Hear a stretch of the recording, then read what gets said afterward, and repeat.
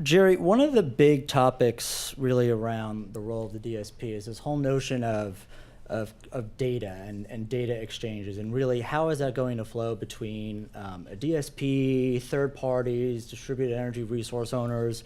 Can you give us kind of your thoughts around kind of what you see as that vision is? And I would love to hear also from the panelists kind of response to that. Yeah, I think you're right. If you look at what the requirement is for the DSPs to operate successfully, then there are two major things will happen on the data front. First is there will be a significant increase in the volume of data required to manage the system.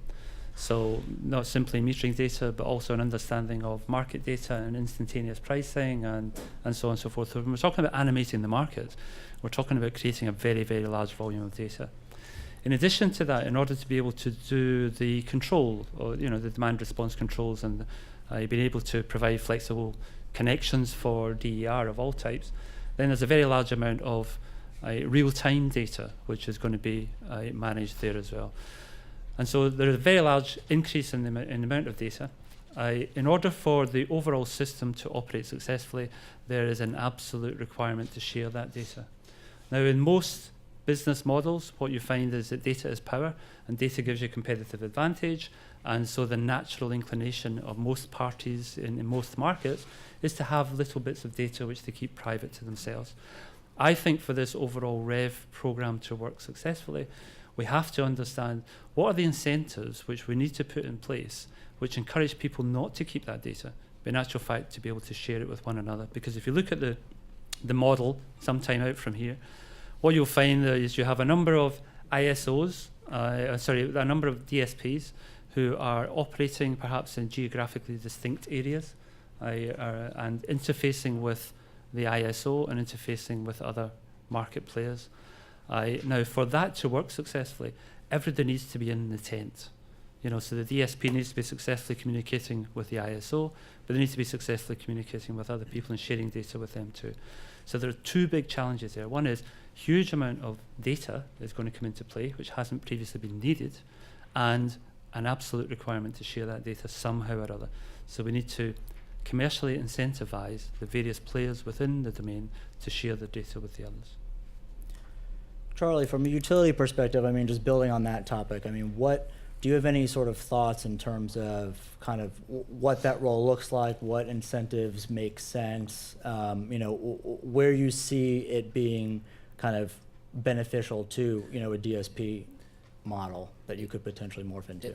And I agree with Jerry, there's just a tremendous amount of data that's really going to be necessary for this to work effectively. And sticking just really to the DSPP, or DSP, I guess as we call it today, what I'm really, and I'm not going to focus on customer data at this point because that's a whole nother issue, but what we really need is operational data, and then you need system planning data. And the operational data is going to be real-time data that's coming in, and the DSP is essentially going to be part of operating that system. Likely behind it will be distribution management systems that are communicating with equipment, but it's really kind of monitoring the system and making real-time decisions based on the data that's coming back. You could say it's analogous to what the ISO gets in regard to system data, but when you get to the distribution level, the distribution is actually a lot more complicated than the transmission system. The number of operations that take place on a distribution system in the course of the day far exceeds probably what happens in a year on a transmission system. So there's a lot of real-time interaction. But then there's the data for planning purposes and understanding, where do DERs provide value? Where is there an opportunity for a distributed resource to replace a T&D wires project? And that gets a little bit more complicated when it comes to sharing data. It doesn't necessarily make sense to say, we're just going to broadcast, our voltage and current flows on a real-time basis to everybody, and you can decide where you want to put a distributed resource. First of all, that's not all of the data. Second of all, it would just be overwhelming for anybody to filter through that and try to make decisions. So really the DSP has to act as the party that's going to integrate these resources into the system and essentially understand where they're best applied, what value do they bring to the system. And the piece of data that generally isn't out there is really what's changing with customers. And an area may look very attractive, but customer information, and we deal with a lot of large customers that say their energy information is confidential information. You don't share this with anybody, it's confidential. So, I'll use IBM because they're in our territory and they're quite large. We'd never share IBM data with anybody, but I know what's happening with IBM. And you may think a good location for a distributed resource makes sense based on the data you see, but it may not based on what we know. So, we become a trusted resource for those customers, and that's a very important piece of information when doing that distribution planning.